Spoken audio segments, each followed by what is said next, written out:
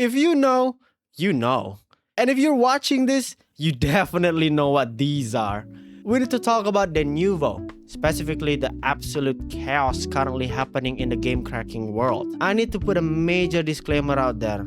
Personally, I don't promote or recommend piracy, but I also don't disagree with it. Given the current state of the gaming industry, the rising prices, the unfinished releases, and the invasive DRM, I get it. I truly do. So YouTube, if you're listening, this video is not a tutorial. I'm not showing anyone how to pirate software or games. This is strictly for educational purposes.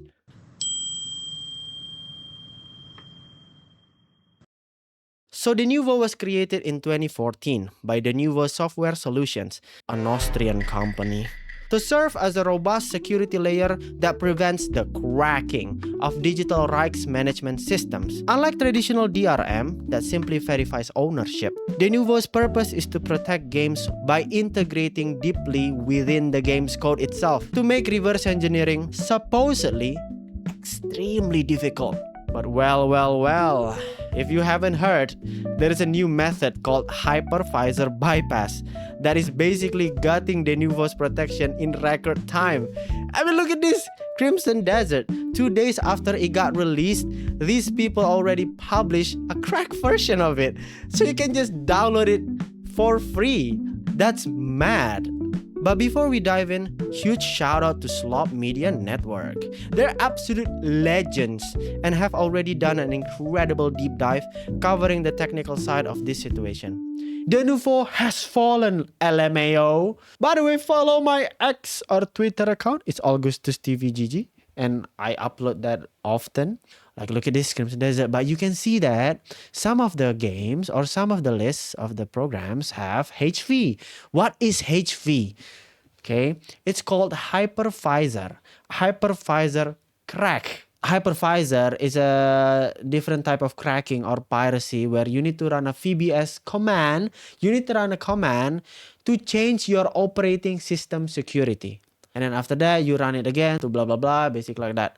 So that is a hypervisor crack to pirate Denuvo games. Like when we watch it from Slot Media, right?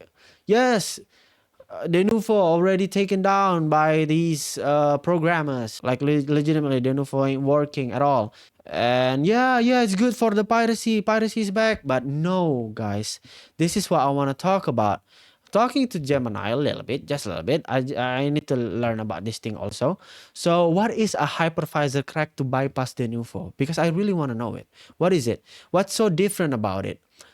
And it says that a hypervisor crack refers to an incredibly complex method of defeating anti-tamper software by running the entire operating system and the game inside of a custom-built virtual machine. So it runs a virtual machine inside of your device so that the Denuvo or the anti-tamper software would authenticate it as device that is registered to have that program or that game. It basically allows it to run in that virtual machine environment. Turns out disabling OS security system is not a good idea, guys.